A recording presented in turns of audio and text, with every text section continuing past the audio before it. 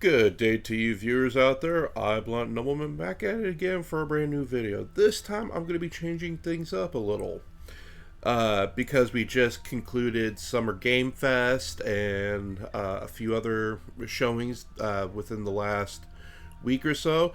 There were a couple that I was really intrigued about to discuss about, and don't get me wrong, there were plenty others out there, but for me personally, the type of gamer I am, these I thought deserved their own way into the spotlight.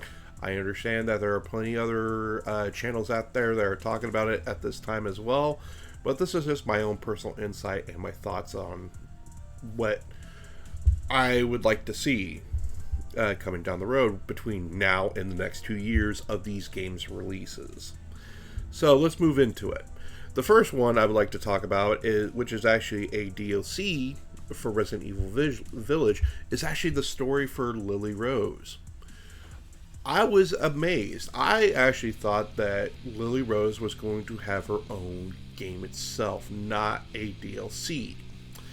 But I guess the folks at Capcom thought otherwise. You know, just to kind of, it could possibly just to kind of see what people would think of Lily Rose's story upon trying to make their own game for her, which is what might come into fruition.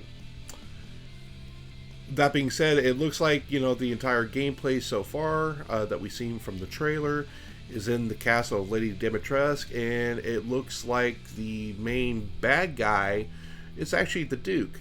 Now, that being said, because she's going into the mindset of the parasitic entity that they found in the village. So it looks like the entity itself is also trying to communicate with her, basically telling her, trying to get out, don't be in here, this is not the place for you. But we'll probably know a little bit more when the DLC releases. But for the Shadows of Rose, I'm actually anticipating trying to play this story arc and just to see what it's all about. The next one, continuing on with Capcom, is Resident Evil 4 Remake. I was blown away at this trailer, even though it's not very long. But a couple things I would like to see Capcom do, but won't really know until down the road, maybe more information about the game or the actual release. I would like to see Luis have like his own side story of what he was doing between, you know, the interactions with Leon and before he accidentally not accidentally, but eventually dies by the leader of Los Luminanos, Salazar. So I think it would be kind of cool just for him to get his own like little side story in the game, just to know exactly what he was doing. Maybe he was communicating with Ada. Who the heck knows? Speaking of Ada, if they're going to bring back Separate Ways and the Project Ada Wong mission, that would be cool. But, you know, if it's going to be a repeat like back in Resident Evil 2 Remake, I don't think a lot of people would like to see that, because Ada in that game did not get a lot of praise, as it were, in the Resident Evil 2 Remake. Yeah, you know, it was basically like a little cameo play for her, but I think they could have done a little bit more for her, for Ada Wong. So bringing her back in Resident Evil 4, yes, bring back those side stories, but if you're going to make her part of the main story again, I would figure they should do a little bit more than just a little cameo play, as it were. So the next one, which is by a completely different company, is the Callisto Protocol. You know, honestly, I was kind of baffled at this because I did not know that this was part of the Dead Space franchise. Unfortunately, I have never played Dead Space, so I don't know a lot of the lore behind it. But this particular trailer made me want to invest before it's released to buy the Dead Space trilogy on Steam and try to understand a lot of the lore and gameplay behind it before Callisto comes out, and try to invest the gameplay into that. You know, I'm a big fan of horror games, so it looks like this year a lot of gamer franchises are coming out with new types of horror games, or rehashing to up the ante and bring back a lot of that spectacular franchise that people enjoy.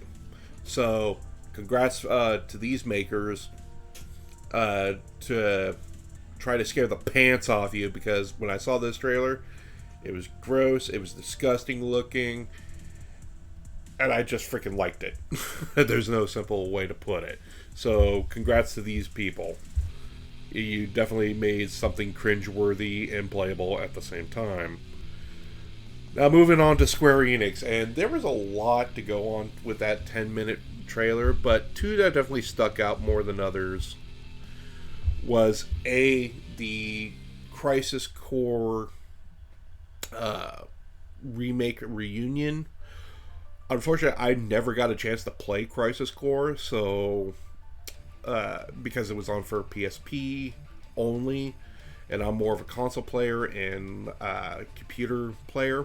So this coming out to, not only PlayStation, but also Steam as well, I thought this was like a pretty cool thing.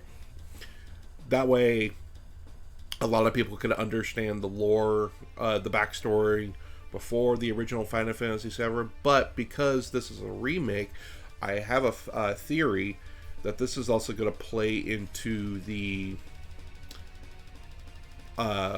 remake verse, as it were, as well.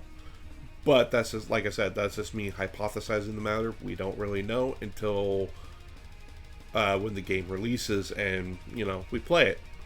But that's just a working theory at this point.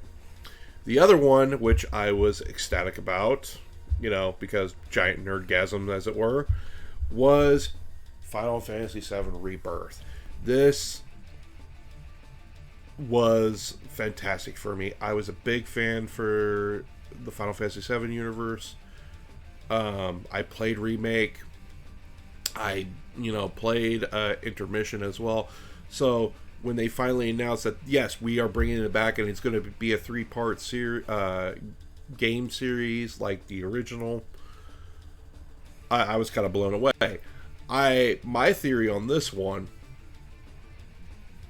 is, to put a good stopping point, as it were, for the next game, is when Cloud inserts the materia, as it were, into Sephiroth when he's in the Mako Crystal, and thus waking up, Ultima Weapon as well. I think that would be a great stopping point for it, to conclude for the next, the last game of the series. But we won't know until later on down the road. But anyway, I was ecstatic. I would love to see how they would bring in, Vincent, Sid Skywin, in his loudmouth, antic behavior.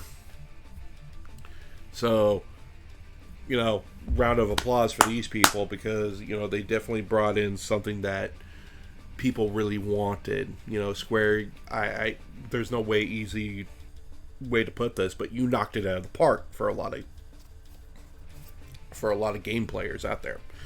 So that being said, these are games I'm ecstatic about. You can share in my likeness, or comment why you don't like them. At this point, I'll read them. Please like, subscribe, leave a comment if you wish, and as always, viewers, stay safe out there, because if you ain't watching your back, no one else will. Take care.